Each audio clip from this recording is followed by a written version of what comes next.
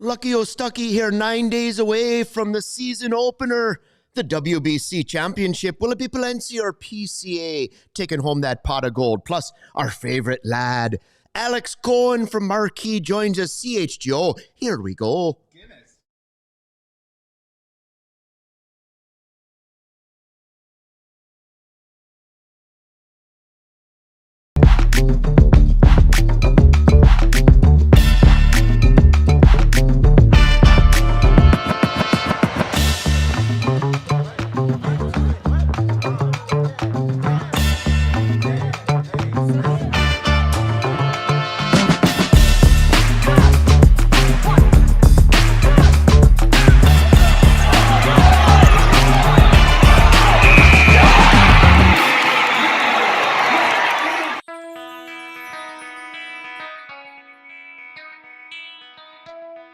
Hey, Chicago, what do you say? It's the CHGO Cubs Podcast. It is St. Patrick's Day, and we are 9 away from the season opener at Wrigley Field.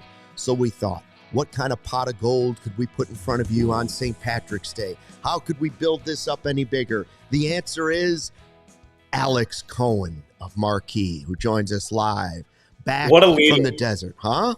Beautiful. What a lead-in. I like it. I need more Irish accent from you, Luke. I want it the entire hour. Give it to me. Cillian Murphy here. Peaky Blinders. Right? That's who I work with. Oh, he's Alex O'Cohen. I could do the whole show like that, but I won't. All right. So, Alex, first of all, thank you for joining us. We appreciate it. We are looking forward to all the games you're going to call this year. We saw the spring training game. We're going to talk about, I hear you got a podcast coming up here this season with Lance. We'll talk about that. How about we divide this into the way the team is built? Let's go a pitching segment, a hitting segment. Maybe we'll talk WBC because we've got the big final tonight with some Cubs in it. And then we'll just talk general Cubs baseball. That sound good? Sounds great. I mean, if you're going to divide, you're the adder and divider. I'm the talker. So whatever you say goes. I'm good. Yeah. All right. Your show, I'm just living in it. So let's start with the pitching stuff. And I want to start positive because the game yesterday was Cade Horton. What you've seen of Cade Horton, like I want to jump in and be like, he's going to be one of the 5 best pitchers in baseball of the year. That's what I want to jump into. But at the same time, I can look at this rotation and say, there's like 4 or 5 guys that I could see being the ace by the end of the season. It's just how it all unfolds. Is Cade Horton, you think, going to have the type of season we hope he's going to have? Well, I mean, your expectations are very high being a top 5 starting pitcher, which would mean, 2 or 3 in the NL Cy Young voting. Yeah. I think he's an ace. Like, I think that if you talk about ace being one of the 30 best starting pitchers in baseball, he is that. Just getting his fastball velocity back to when he was drafted in the first round. And then you saw him yesterday, 20-plus swings and misses, 10 strikeouts, and topping out at 98.6 when his hardest fastball last year was 98.5. So healthy, slider looks good, got whiffs on the changeup. I mean, that 3-pitch mix right there, all plus pitches, it's ace type of stuff. So I don't know if you can guarantee or expect the second half of Cade Horton to happen the entire 2026 season for Cade Horton, but even if he's 75% of that, he's an ace, he's a frontline starter, and the Cubs are much better for it. Yeah, Alex, longtime listener, first-time question here, man. Thanks for joining the show. Really excited to do this with you. When we talk about Cade Horton, yeah, you mentioned that swing and miss yesterday, and obviously great to see because for Cubs fans, we're so excited for the season this summer that, when he has a rough outing last time, people start to freak out a little bit. So that bounce back was really nice. And you mentioned that 98.6 on the gun. I think we're seeing that across the board with this pitching staff. Can you comment a little bit on what you've seen? Because we see some guys, Shota's hit 93, 94, Asad's hit 94 on the gun. I mean, is it the Arizona gun or is it really that Tyler Zombro, Tommy Hotovy, that evolution of what they're trying to inject and put their fingerprints on this staff? And we might see a little bit uptick in velocity across the board. Yeah, I think it's the evolution of the pitching staff. Also, it's just making sure those guys are healthy. It's making sure that Javier Assad is healthy. Remember, Assad missed, the first 2 months of the season. In the 2023 World Baseball Classic, he was throwing 96-mile-per-hour sinkers. So being able to get the velocity back up to that, Ben Brown, getting him healthy, making sure that Cade Horton is healthy, this is his first healthy spring since 2023. So just making sure that your hosses, your dudes are in the best shape possible, like best shape of your life type of stuff. The only person who's not in the best shape of their life in Arizona is me at that time, and that's the way that it should be. So just making sure that the guys are healthy, and then just integrating the program that Tommy Hotovy and Tyler Zombro, Casey Jacobson, all of them are able to implement in October and November to make sure that they're ready to go in March and April. As I mentioned at the top, there are so many guys, and I look at it and say, well, I don't ever want to say Justin Steele's not an ace, because he could come back and be just as good as he always was. Shota could go back to being the guy he was for the first 3 quarters or almost more than that of his career with the Cubs. But the one guy that I look at and say, all right, there are 4 or 5 potential aces. There are, although I agree, Cade Horton's the guy.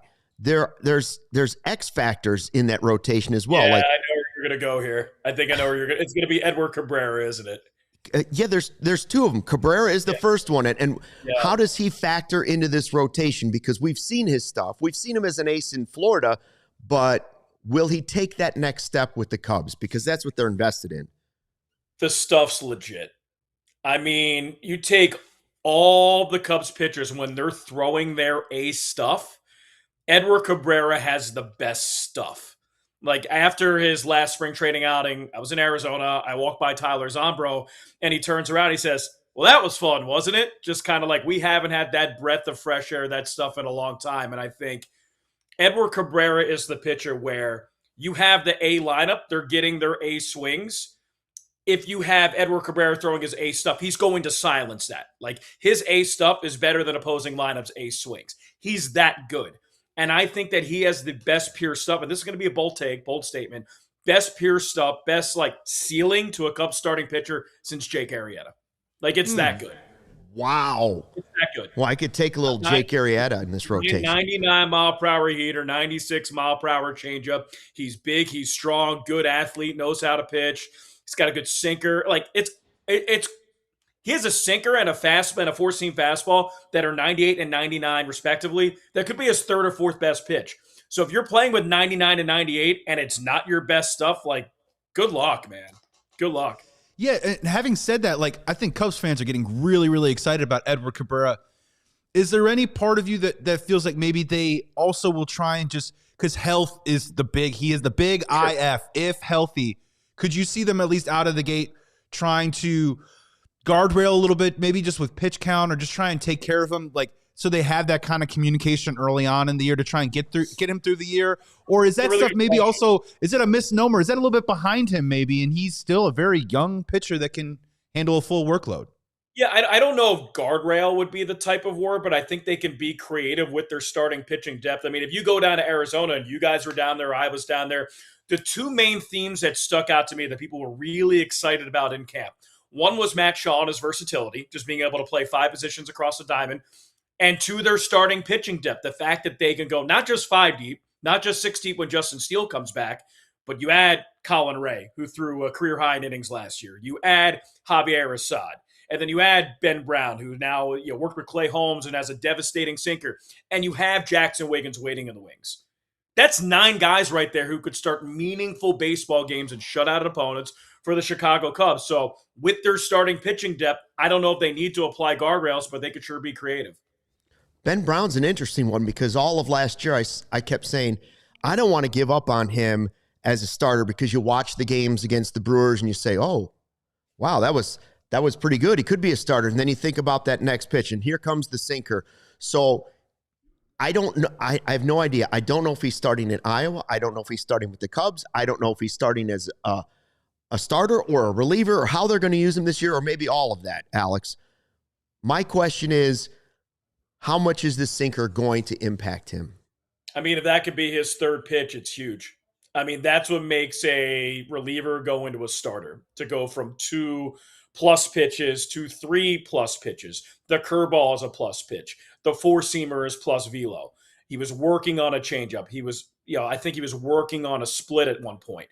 But if that sinker can induce ground balls and limit the fly balls at Wrigley Field in the summer and the home run ball, if you get him at 3+ pitches, I mean, he is an out-getter. And I don't care if it's a starter. I don't care if it's a reliever. I would imagine that he would be stretched out so you can give him length, but he will be able to get high leverage outs for the Cubs if that sinker is really the sinker that he thinks it is and the Cubs think it is.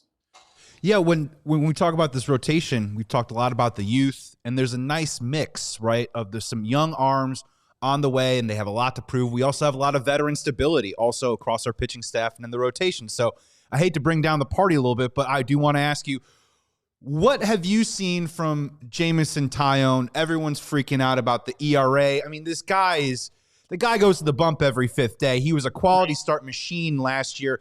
Just from your perspective, from your eye, what have you seen from Taillon? And does it bring you any sense of concern, or is this all just tinker mode getting ready for opening day? I mean, it's a combination of everything. Obviously, you don't want to see, 23 earned runs and 4 spring training starts. Like, that's not something he wants to see, the Cubs want to see, or the fans want to see. Where I would be concerned if you get through the first 3 series of the season, or you get the first homestand, you have that series at Cleveland, you got that series at Tampa Bay. If that continues into those 4 series, first 2 weeks of the season, then I'm a little bit concerned. At this point, he looked good in the WBC. The velocity his last spring training start was 92 to 93. I actually thought the kick chain looked really good in his last start. It was just control. It was just leaving heaters elevated and cutters center plate that didn't move. So I think it's command that would be an issue, which is normally an issue in spring training. But the fact that his velo was up and up from his previous spring training starts and WBC starts, and the fact that secondary pitch that he had been working on that gave him so much success at the end of last year, kick change, looked pretty good. I'm more encouraged than most people. I'm with you. I'm not worried about Taillon because he's the Ian Happ of the pitching staff. Like, people can be angry half the season, and then you get to the end of the season, you look at the stats, and you say, well, he did it again, and he was the guy you needed in the postseason last year. Now, you also only need him to be like a 5 in this rotation. If you can get 150 to 155 innings with a 3.75 to a 4 from Jameson Taillon, you're going to win 95 games. You're going to win 95 games. I mean, if you can get that from your 5, you're going to win 95 games. Yeah, and that's a great perspective, Alex, because I think he's a guy that likes to pound the zone, right? So if it's the location in the zone for him, and as long as the velocity is checking out. He also is a guy we talk a lot about on the show. He's always trying to add something to his game every single year. He's always trying to evolve as a pitcher, the kick change being one of those things. So if he's working through it a little bit, we're giving him the benefit of the doubt, even though there are some people in our chat here that see that ERA and kind of it is jarring to the eyes to see the ERA. But it's a lot, but what we're talking, what is it, March 17th, 18th? It's hard to keep track. I think it's the 17th. If we come back and have this conversation on April 17th and there's still the same struggles, it's a different level of concern to me. Alex, of the guys that you've seen, we both agree that Cabrera could be a real X factor. If Cade Horton can be that guy, he's an X factor in the rotation. Steele coming back could be that. How about some young guys that might surprise and be really big parts of this pitching staff? You see Palencia, obviously that's the case, but whether it's Jack Neely or Jackson Wiggins or somebody else, how about a young name where you say, you know what? This guy might be a real factor this year, and you might not be counting on it. This is going to be the easy answer because we've already brought them up. I think Ben Brown's an X factor. I really think that the stuff is so plus that if he continues to throw the 4-seamer like he threw it last year at times, if he continues to throw the curveball, like that's a plus pitch on Baseball Reference, all the metrics say. If that sinker is as good, and he worked on it as hard as he said that he did, and it's a plus pitch, he's a completely different pitcher, and it completely changes the entire compass of this Cubs pitching staff. Because you can use him as a starter, and if you have those 3 pitches and his fastball's at 98, then you're looking at back end of the bullpen stuff. Then you're looking at September and October, if he's healthy and he's pitching well, that he's probably your setup guy. And if Hunter Harvey can be good, and if Phil Maton can be good, that can completely transform the bullpen. I think if Ben Brown is really good, if that continues, it completely transformed this pitching staff. Not just starting rotation, but bullpen versatility as well. All right, got to take a quick break. We're with Alex Cohen of Marquee. Coming up, we're going to talk about the offensive position players and how they fit into going up this season and how Alex gets ready for opening day in the first week of this season. It's coming up next on the CHGO Cubs podcast.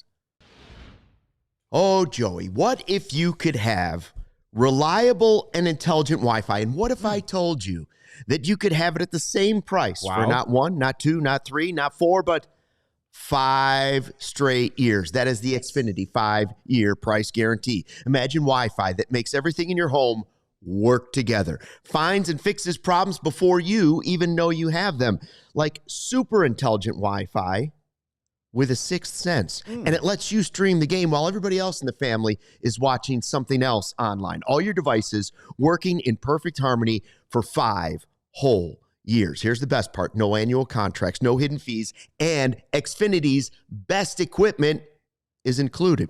Take it from me, a lot can change in 5 years.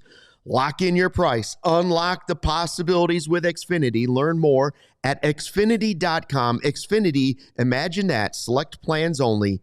Restrictions apply.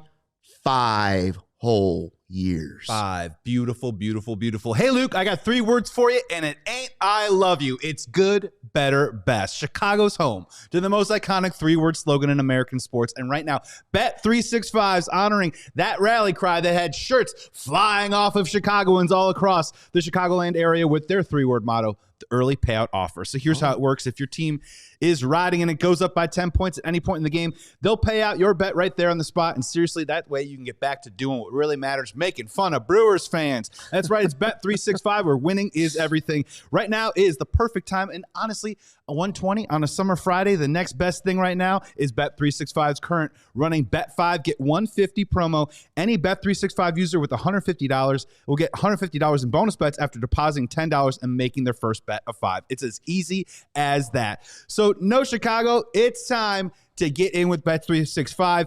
Use the code CHGO365 when you sign up today. And if you have a gambling problem, call 1-800-GAMBLER. Please gamble responsibly. Must be present in Illinois. $10 minimum deposit required. Bonus bet wager excluded from returns. New customers must be 21 plus or older. Back with one of the great play-by-play voices in baseball, Mr. Alex Cohen of Marquee. You'll get to hear him throughout the season. We heard him last year. It was a lot of fun. And Alex, we're all waiting for the Seiya Suzuki update. Apparently, he's in the clubhouse today in Arizona, still limping.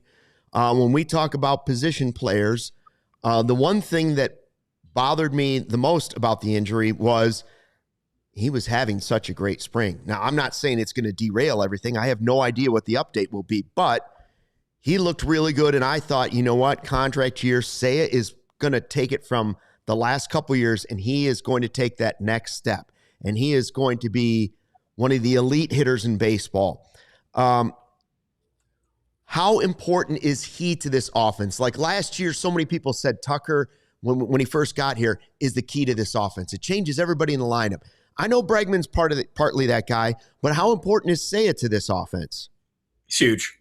It's really hard to replace 30 and 100, and a guy who's getting better each and every year, and a guy that, yes, he gets some bumps and bruises, but has DH versatility. His defense got better in right field. He just seems to be getting better and more comfortable in Major League Baseball. So, yeah, I mean, outside of the stats of 30 and 100, really tough to replace. He's also just such an impact bat in the middle of the order that also get benefit from automatic balls and strikes, because he was called up. I think he was, like the second most called up of like balls out of the strike zone for called third strikes. So I think once you combine everything, it was prime for a Seiya Suzuki breakout season, and hopefully he can still have it. I mean, I'm with you. We're still trying to figure out what the trajectory is for his 2026 season. If he plays opening day, if he plays April 15th, or if it's a more serious injury. So we'll see. Yeah. Am I wrong, Alex? I thought he was like a feet first sliding guy. I don't remember Seiya doing a lot of head first sliding. I mean, he's doing it. He's doing it for his country. I get it. But like, isn't he a feet first sliding guy? I think he's an instinct slider. I think it's one of those where he kind of has like a sixth sense where if he can be safe, a split second more easier or quicker. If it's a head first slide, he'll do a head first slide. If it's safer to do a feet first slide, if his body's in position to do a feet first slide, he'll do that. So he's an instinct type of player. Yeah, the optimism of, I mean, obviously there's never optimism when a player gets injured, but you know, the Cubs did a great job. I feel like Jed did a great job in the offseason of preparing perhaps for moments like this. So this transitions over to Matt Shaw perhaps seeing some time, maybe even opening day in right field if Seiya isn't good to go. Just bring our viewers into what you've seen in this spring from him defensively out there in right field. And obviously every day, when Cubs fans look at the box score, he's picking up hits. He drove in another run yesterday. So, yeah. I'm not as concerned with Matt Shaw in right field. He keeps on swinging the way that he's been swinging. A guy who was drafted in the first round as an offense-first infielder. There was no real question if he was going to hit in the big leagues. And I think that you saw spurts and bits and pieces of his rookie year, especially in the second half where, man, he could be an impact bat. So I think if he can be that impact bat, 80% of what he was in the second half with increased power, stealing more bags. I think he has 6 stolen bases in Cactus League play too. So you combine all that with the defensive versatility. You don't have to be a Gold Glove right fielder. He's a really good athlete. And if he's somebody that can play 20 to 25 games in right field and things don't go haywire, that helps this team. So I think that Matt is completely serviceable just because he's one of the best athletes on this team. Like, his natural instincts are really good wherever on the diamond that you put him. And that's what comes with getting a college shortstop who was drafted in the first round. So you saw the adjustment that he made to third base. Never really played it. Gold Glove finalist. You saw him roaming around center field. Looks like he's been playing there for 10 years. If he can play center, he can play right, he can play second, he can play third, a little bit of first. He's such a valuable player, and it helps especially with the Seiya Suzuki injury situation being a question mark. All of the offseason, whether it was real or not, we heard people wanting to talk about, will they trade Shaw? Will they trade? Once they got Bregman, it was like, oh, okay, Shaw's not the third baseman. Do you think it was smoke around fire, or was most of it just chatter on Twitter? Why would you trade him? If he can play 5 different positions and he's on a rookie deal and he's under team control for the rest of the decade, why do you trade a player like that unless you're going to get a better, more impact, full-time starting position player? Because if he can play 5 different positions and he's cheap and completely transform the bench, it makes your team that much better. I never understood. There's no reason to deal Matt Shaw unless you need a starting pitcher. You go get it. Well, the Cubs have 9 of them. You go get an impact closer. Well, they have Daniel Palencia, who might be an all-star closer. So they don't need to trade him. That's probably why they didn't trade him. Yeah, and I think the fun part about it is, if you think about the flip side, is that the Cubs have a lot of young players that other teams want. So guess what's going to happen? They're going to end up in trade rumors, and Cubs fans are going to have to sit there and be like, oh, man, are they going to trade Nico Hoerner? Are they going to trade Matt Shaw? What would they trade Jackson Wiggins or Moisés Ballesteros for? It's a fun time, Alex, right? There's a great influx of veterans. Now, granted, some of them are some walk-year guys with some big prove-it-year deals coming up. But this young core that's kind of slowly being like injected into the team each year. It's like Amaya and PCA. Last year was Shaw, a little Ben Brown. This year, it could be more Shaw, Moisés Ballesteros. It's a fun time to be a Cubs fan, right? And maybe other teams are maybe a little jealous of what we've got going on. Yeah, it's a really good problem to have. Just having the experience that you have with the Cubs, and you can inject that with an influx of talent. I think it's really important to hold on to that talent because you look at the guys who are in contract years this year. Seiya Suzuki, contract year. Nico Hoerner, contract year. Ian Happ, contract year. Carson Kelly, contract year. Matthew Boyd, contract year. So, of course, you would love to keep all 5 of them. Odds are probably not. So to be able to have those type of reinforcements from a youth perspective, from a control perspective, it helps to have them in the organization rather than trade them. So you lose Tucker in free agency, and you've added Alex Bregman. Mm-hmm. 2 different players, once teammates.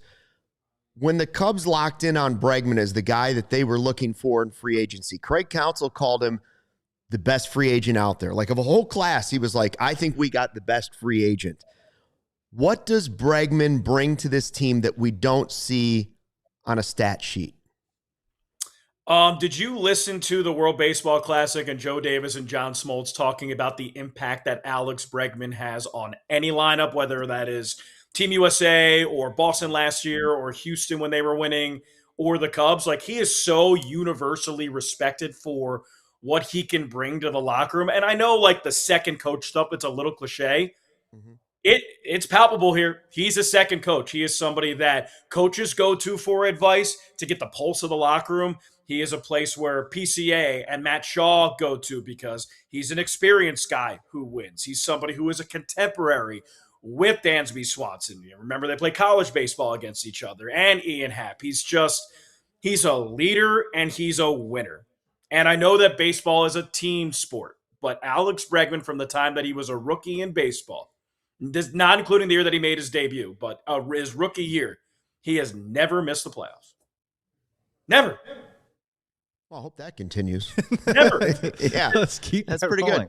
good. He exudes confidence. He wins, and it's just a calm, cool, collected demeanor, but also like can show a little fire. And I think that in a locker room where you have Ian Happ and you have Dansby Swanson, and you have Nico Horner, who all lead by example, I think Alex might have a different leadership style that has what Dansby, Ian, and Nico have, but also adds a little fire to that. I mean, it could only help.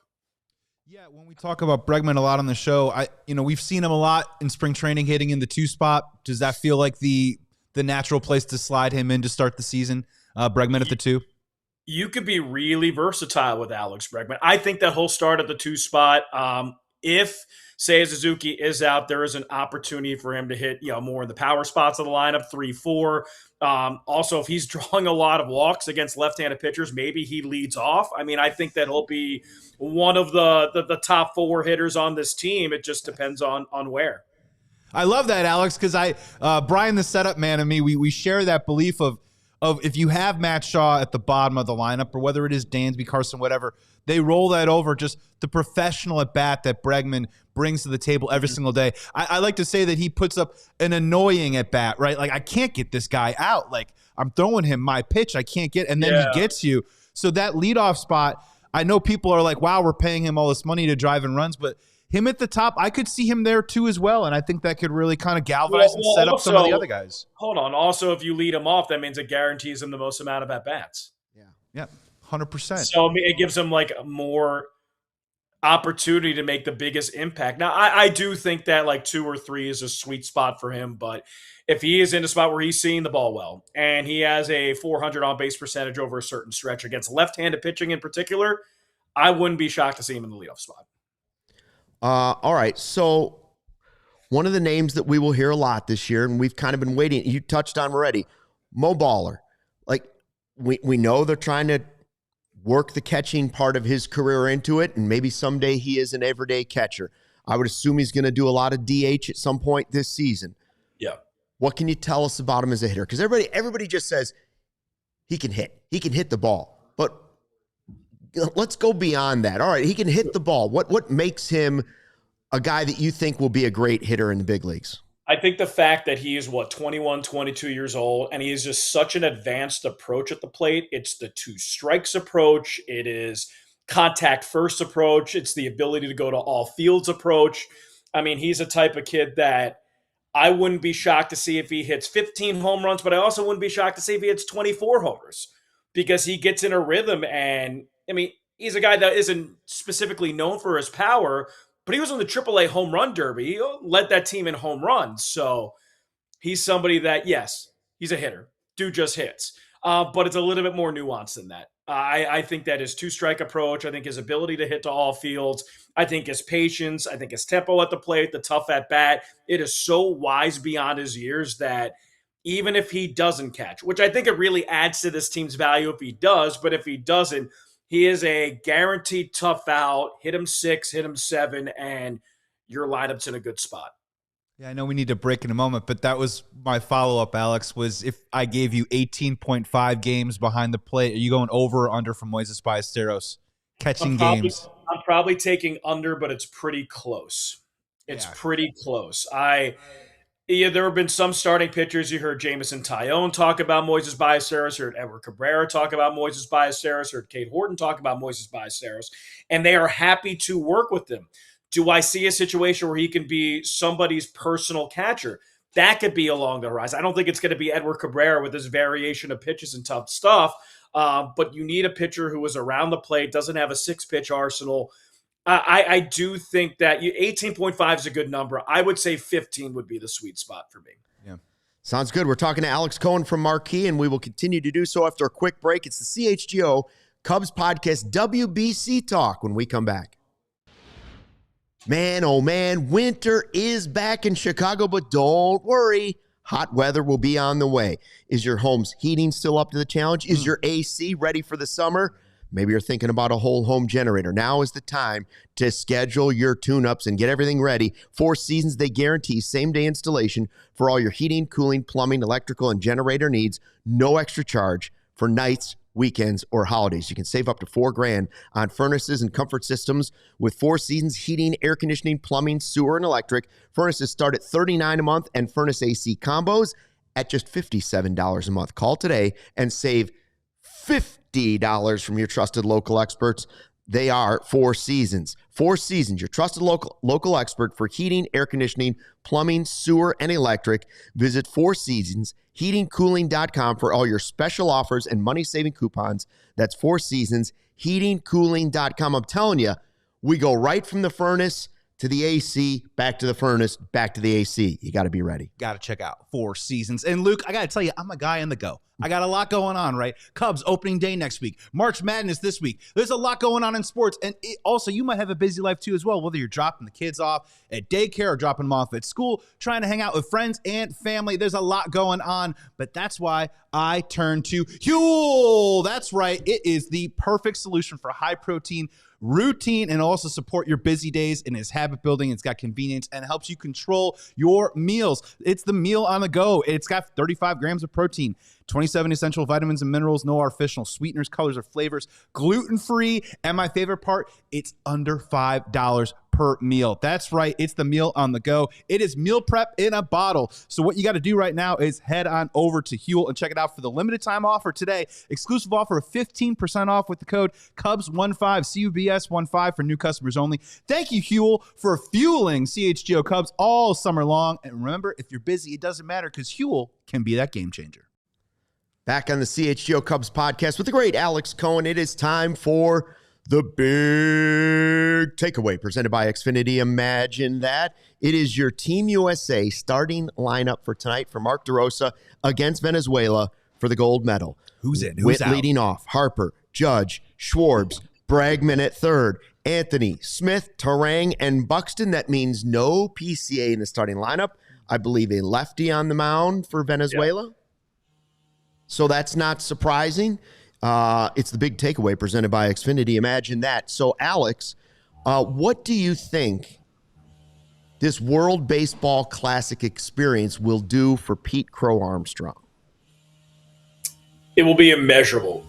It was the fact that he was able to be situated in a locker room, practicing, being with guys like Aaron Judge and, being reacquainted with Paul Skeens and Skubal and the best of the best. It is, being put in a situation in a big game, 2 strikes against him, and then putting a changeup into the second deck in Dyken Park. And then the next at bat doing the same exact thing, albeit not with 2 strikes. It is performing at the highest level in a situation that needed the highest, type of, being able to do that. So, I think it's immeasurable.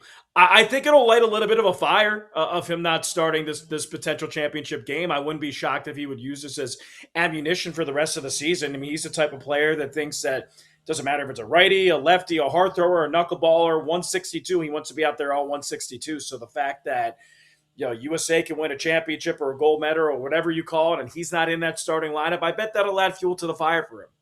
Yeah, I don't disagree with him not starting this game because it's the lefty. Yeah. I assume he'll still get into the game and be a big part of it. I'm curious your take on the whole Mark DeRosa moving him to left field because Cubs Twitter lost their minds over it for Buxton coming in playing center, PCA moving over to left.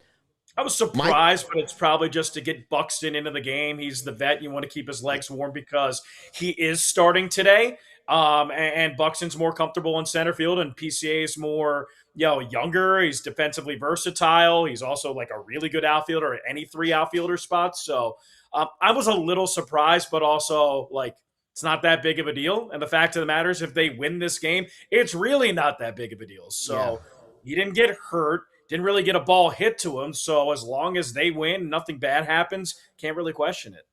Yeah, when we talk about USA versus Venezuela tonight for the final, what's been really fun about this tournament, right, is just high-end competition, players that you would never see playing against each other, matchups that just get you so excited. So for you, Alex, what matchups are you looking forward to tonight, or what are your keys to this game, maybe so the USA can take it home?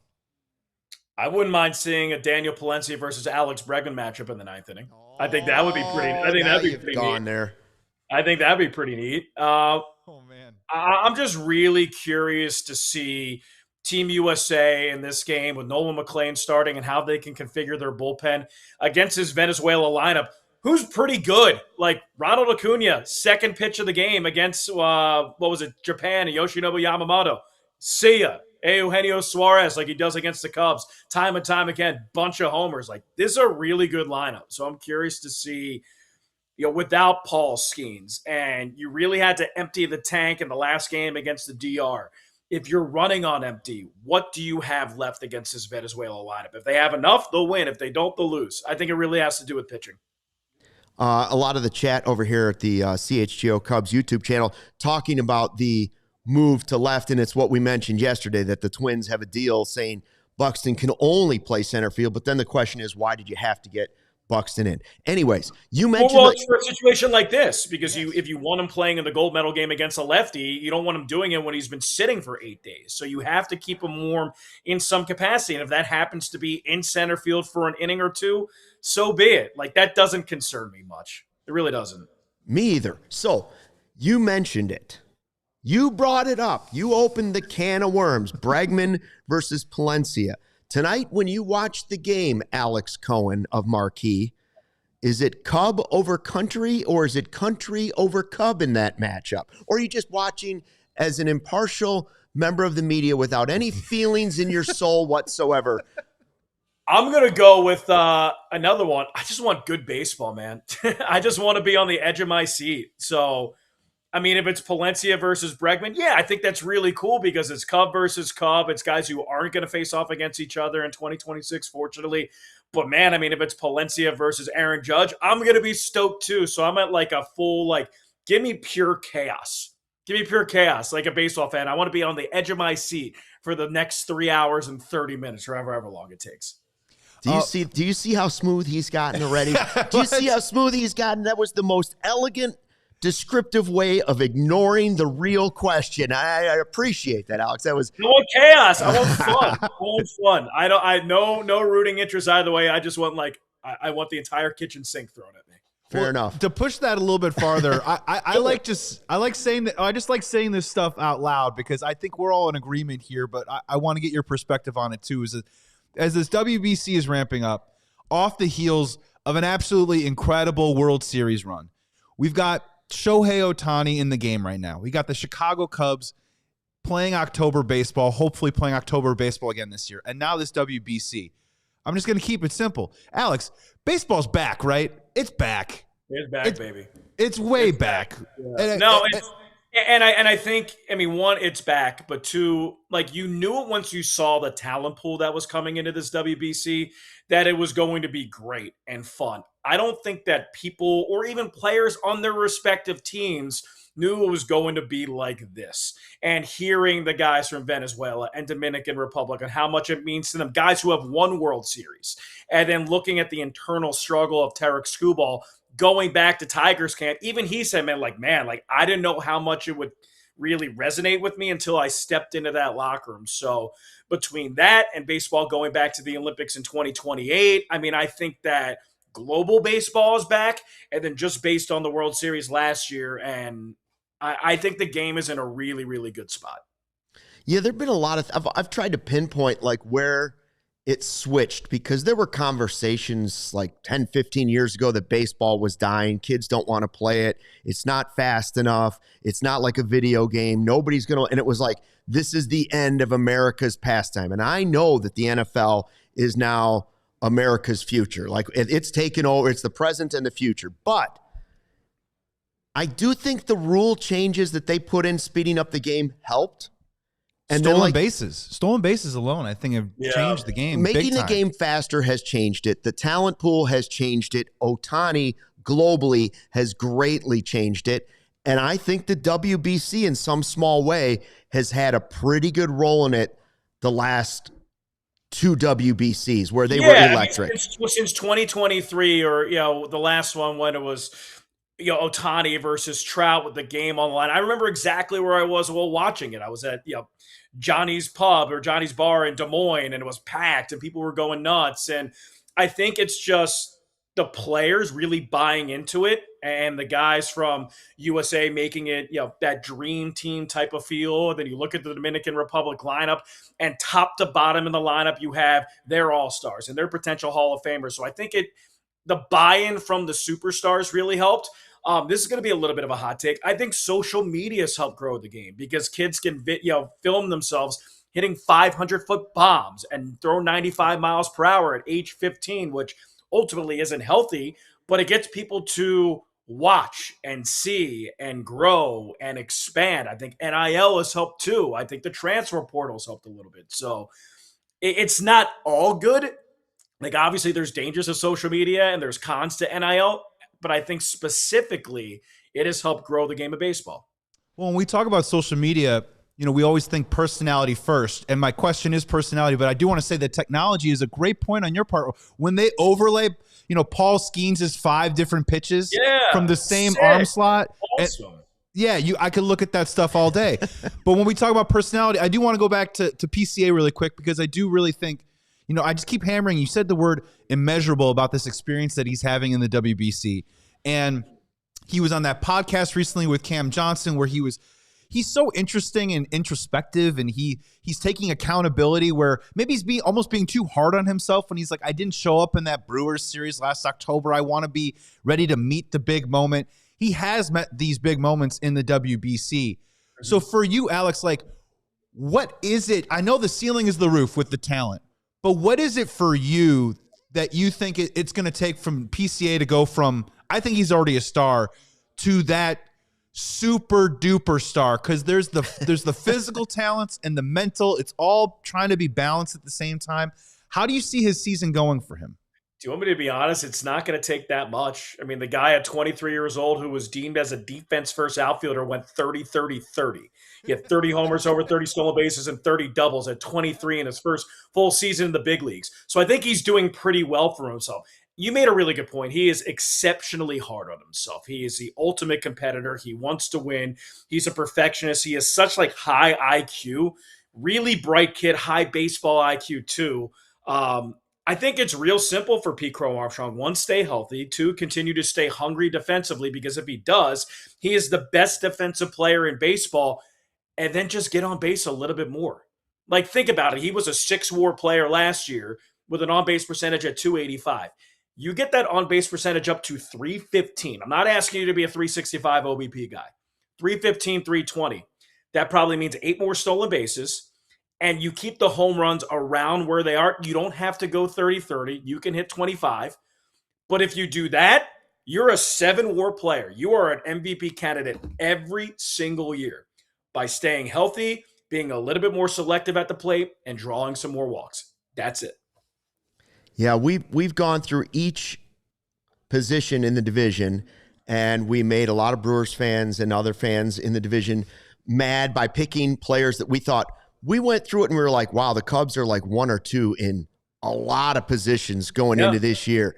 And I know a lot of people want to easily detract from PCA because the second half wasn't as good as the first half, and the playoffs weren't as good as the first half. But you can't forget how spectacular the first half was, and the second half of the year before that. I'm not ignoring the struggles. Nobody is. He's young. But the thing that really bothers me about PCA conversation around the country is I think most people look at him and go, great player.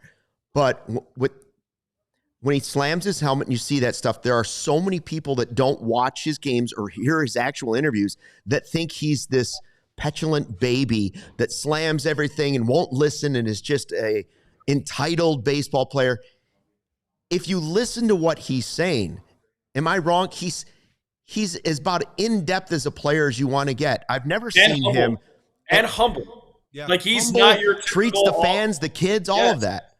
He's not your typical star, not typical star, but like he's not the guy who's going to ignore kids and have, walk into a stadium and just be about himself. He is such like a team-centric human, really just embraces the veterans and tries to soak up every piece of knowledge. And for every player that comes up, he's the first player to go to their locker. Like he is the perfect demeanor of superstar. And yes, does he spike his bat? Sure. Would I rather him not break as many helmets? Fine. But he cares, and he's a competitor, and he is somebody that is not stubborn. He wants to get better each and every day, and he knows that the sky's the limit for him. He's smart. He's introspective. He's humble. And if that comes with a couple broken bats, then so be it. Yeah, he takes a little bit. I understand why him and Caleb are kind of friends. Yeah. Like, they're young. They have a personality. They're enjoying their lives, but they're also very present in the moment. And it's a combination that I think it's hard for us. We try and put everybody into their own little boxes, right? Like, oh, he's young and he's dumb, or he's old and he's wise. It's like PCA and Caleb have that really interesting personality of like, yeah, I dye my hair blue, but I care deeply and passionately about my craft and about the game and about my teammates. And I think it's kind of a hard thing. There's a nuance to him that I think is hard for people to kind of drill in on. But I think luckily for Cubs fans, we're going to get to see it for years to come. Well, if you also, like, you dye your hair blue, you put you a little bit of a target on your back. Sure. And he did that, and then he went 30, 30, 30. So, like, he understands that comes with the territory. I think he's the perfect superstar to have for this team. He's a perfect superstar to have for this city. And that's not to say, like, he might struggle this year. You might have 4 to 6 weeks where he does struggle and he gets into a funk. But he will work his way out of it. And he will be the star for this team. And he will be if the Chicago Cubs win 90, 95 games, win the division, go to the playoffs, he will be the catalyst for that. Not a catalyst, the catalyst. I like to call Al, even though he's a veteran now, I like to call Alex part of the next gen of Chicago sports, like stars, like media stars. You and Lance. And now you guys are combining for a Cubs podcast. Now, first of all, don't think you're taking us off the top of that mountain, buddy boy. Okay? First thing I want to say, don't think you're taking us off the top of the mountain there, Alex. He's coming for us. See? Tell me, let's go. St. Patrick's Day fighting words here from Luke I just threw a little PCA at you, buddy boy. You're not. You think you're the Dodgers. No, I'm kidding. You drink your harp and your Guinness, and you tell me what's real. You tell me what's real. What's the gist of the podcast other than obviously talking Cubs baseball? But Lance has a vision of baseball that's unlike most people, and you have a perspective being in the broadcast booth that's also unique. So we hope that you are the second best Cubs podcast moving forward. Thank you. I appreciate that. Yeah, we're lottery picks together. We're top 3. We're bonus babies. Yes. I think that Cubs now is we want to give you access because, as you said, we have 2 different vantage points. I mean, Lance is so analytical, data-based, and he talks with pitching coaches and scouts. And I can't add or subtract. I just talk. I go in there. I go into locker rooms. I've been on bus rides, plane rides, hotels. Like, you kind of get the intangible factors. So I think it's exploring both of those. I think if you've listened to Lance and you've listened to me, you understand that we view baseball in 2 completely different lenses. And I think just being able to take his lens, take my lens, make the Venn diagram, and try to find that middle ground is going to be really entertaining. We also want it to be interactive. Like, we want fans to stop by. We want to get a piece of their mind. Like, what I say is I am a baseball fan first. I am one of you first that just so happens to have a little bit more public speaking experience and a little bit more access. That's it. We want to be the type of people that you could sit at a bar with and have a conversation about baseball for 4 hours with a couple too many cocktails, and then go on and talk about it on air the next day when we sobered up a little bit. So I think that just being real, being accessible, and being relatable with an access point. Oh, I smell a crossover is what I smell. and I think it should happen at one of those establishments you talked about. Oh, I see. A crossover podcast from an establishment. I'm just throwing it out there. Well, I'll tell you. those above hear me, fine. That's but right. from your mouth to God's ears, I'm fine with it. So, Well, I tell you, the chemistry is obvious, and the broadcast that you guys did over the weekend was absolutely fantastic. Thank So you. I appreciate obviously, that. congratulations on that. And if you don't mind, I like to ask this question. I've asked Wayne Randazzo this question. I've asked a bunch of broadcast questions, guys, over the years. So you can, I know what the one answer might be, but I'm very curious. Do you have a favorite inning to call? Now, sometimes that first inning is fresh, right? Like the pitcher's on the mound, the lineup is rolling out. Everyone gets a good first look at it. Is it maybe the 6th or 7th inning? Because, man, the bullpen's open. Now we got to make decisions. It's the chess now. It's no longer checkers. Or is it obviously 9th inning the most important? What is it for you? It's the 8th. Oh, It's the 8th inning. I love that. Then you have strategy. You have the game hanging in the balance. Like, there's nothing better to me than like a 2-2 game in the 8th inning with runners at first and third and less than 2 outs. Because you tighten up. Like, you can literally feel the tension in the ballpark if it's going against your team or with your team. Like, the hair on your arm kind of sticks up. Because any take and pitch, any swing can change the entire compass of the game. Because if you score a run, then you're bringing in your closer. If not, then there's just so many nuances that go into it. The 9th inning, you kind of know what you're going to get. Like, you know that you're going to get the best reliever. You know if it's a 3-2 game or a 4-2 game. If it's 2-3-4 up, then the other team is going to play some matchups, lefty-righty matchups. There's more guaranteed in the 9th inning than there is in the 8th inning. Like, as I said, I love chaos. So the 8th inning is the best inning to bring chaos. I love that. So I teased this as we were going to one of the breaks. How do you get ready for a season? Obviously, part of it was at spring training. You're calling games, so you're seeing the team that way. But between now and we got 9 days until the season starts, what do you do at the first part of the offseason, and what do you do now in the final home stretch to get yourself ready for what will be a long season?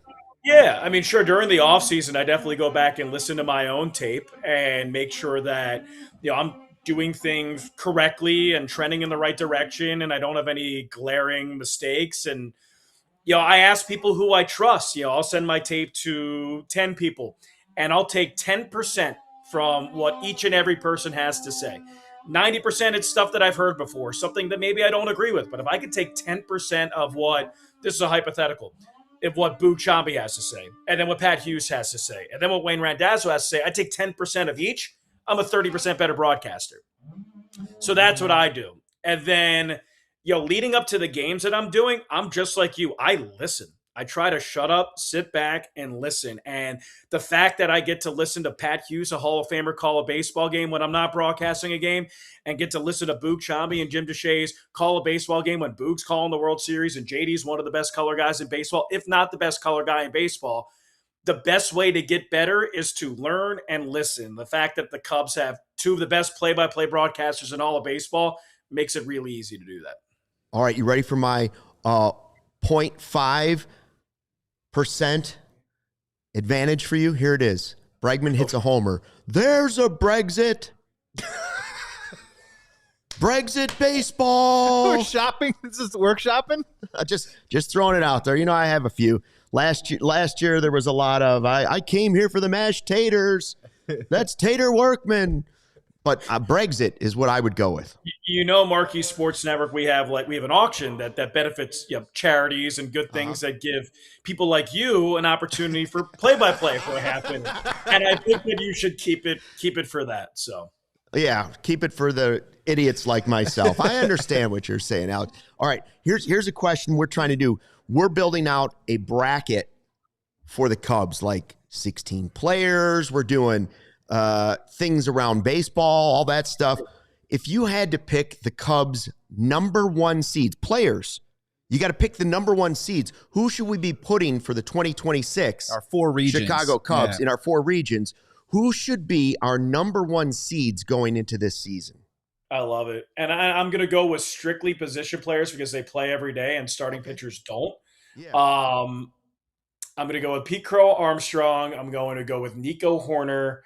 I'm going to go with Alex Bregman, and I'm going to go with Michael Busch. Michael Busch, that's the one, yeah. Those are my 4. I think that's right.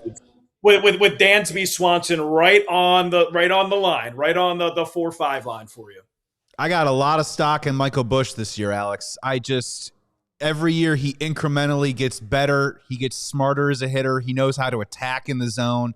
Clearly the power showed up. He had a great September, but man, we're getting excited, right? Because Bregman's in the fold. Oh, right. PCA, huge personality. Everyone loves Nico Horner. Michael Busch just keeps going about his business, right? And might just lead the team in home runs again. Flying under the radar with 30-plus home runs when really only hitting against right-handed pitching. And there will be some struggles against lefties. We know this. But if he can battle through those, you're looking at a 40 home run hitter, something that the Cubs they haven't had since the ability of Chris Bryant and then Sammy Sosa. So, yeah, it's pretty crazy. I mean, yeah, with D. Lee too. Yeah. D. Lee or Ramos Ramirez can get into that upper 30 threshold, but he can legitimately hit 40.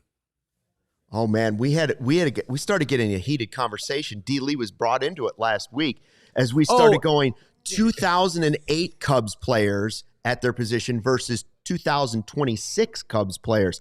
Third base got a little heated. Yeah, I bet people were really knocking fists on that one. So yeah, well, the exercise was that 2008 team was built to maybe break the curse, Alex. And it didn't happen. A great regular season team, really disappointing October. So we were trying to stack because there's a lot of optimism around here about this 2026 team. We think it's going to be a really fun summer, and I think this team is built for the regular season to hopefully have games at Wrigley Field. So if it's the Dodgers in a series, we want to see them games 1-2 at Wrigley, right? So we were kind of doing the position by position. And the 2026 Cubs stacked up pretty well, but man, that 2008 team had some dudes on it. They were really good. I think of what separates a 2026 team. I think the 2026 team has better starting pitching, or a deeper starting pitching. We'll go with that. And I think if you take like the most dynamic player of those two rosters, it's Crow-Armstrong. So the fact that you have the most dynamic player who can change the game with one swing or one defensive play, and you have better starting pitching as a whole, I think you got to take that team. Man, that's amazing that you're talking about some really good players on that 2008 team. And PCA, if he is the most dynamic player, so you're talking about a player at his ceiling, at his absolute best, it's Pete. He can take over. He can take over games at 5 different. He has all 5 tools. If he goes on a heater and he gets on base, he is the best defensive player in baseball. Not in the NL Central, not in the National League, not just on the team, in all of baseball. So you combine that with the speed and the power, he can literally take over games. Do the right thing tonight, DeRosa. Do the right thing tonight. You know what I mean? 4th, 5th inning. I know. Give him a couple turns in the lineup, see what happens. But again, force the issue. Don't let the matchup play you, right? I'm with you. You got to get – PCA has played his way into the lineup of the WBC. And Byron Buxton has not had a bad WBC. It's just when Pete has been so good. So hopefully they go to him earlier than later. Yeah. I mean, I think that PCA will see the field in some capacity, but he can change the game even if he is a defensive replacement and he comes in and he makes a play that he makes look routine, but that 99% of the guys can't get to because he does that very frequently. All right, we only have 1 minute left with the great Alex Cohen from Marquee. Quick question. 2 things that have to happen for the Cubs to finally be the division champ. Got to stay healthy. And then also one of Cade Horton and Edward Cabrera to be the dude, to be an ace, to be a stud. Matthew Boyd's great. Jameson Tyone has been steady. You get Justin Steele back, that's wonderful. If Edward Cabrera or Cade Horton can be a legit one, they're going to win 95 games. Beautiful. And we will hear some of those games from Alex Cohen calling the games this year. And you're going to be doing a lot more stuff with Marquee. He's got the new podcast. What is it? Cubs Now? Cubs Now. Yep. Cubs Now with Lance Prostowski. We look forward to that. What are you most excited about, huh? You ready for a big summer baseball here? Aside from seeing you in the Wrigley press box, hopefully, I'm hoping to see Cubs winning games at Wrigley Field because there's no better atmosphere than a Friday, 1:20, Cubs just dominate X team, and here and go Cubs go. It's the best thing in sports. And then super quick, outside of baseball, Hoosier? Indiana Hoosier? That was at the national championship. So Hurricane versus Kurt Signetti. Who 45 wins? seconds. Yeah, exactly. Yeah, I'll take Kurt Signetti against everybody at this point. He's unreal. Yeah, I'm fine with IU basketball not making a tournament again. We'll take our football championships and run with it. So, All right, Alex, a full hour. Thanks to Alex Cohen, because we know he's got a lot of prep getting ready for this baseball season. This might be the year they get back to the World Series. Alex will be calling those games. We look forward to it. And don't be a stranger. We're going to listen to your podcast, too. Everybody's going to listen to it. We know it. But a big thanks to Alex Cohen for being our guest today. Alex, have a great season. You stay healthy, too, all right? I will do my best. I did not come into spring training in the best shape of my life, so I'll have to get into that during the summer. So we'll be good. All right. Thanks for checking out the CHGO Cubs podcast. Have a great day, and don't forget, top of the morning to you.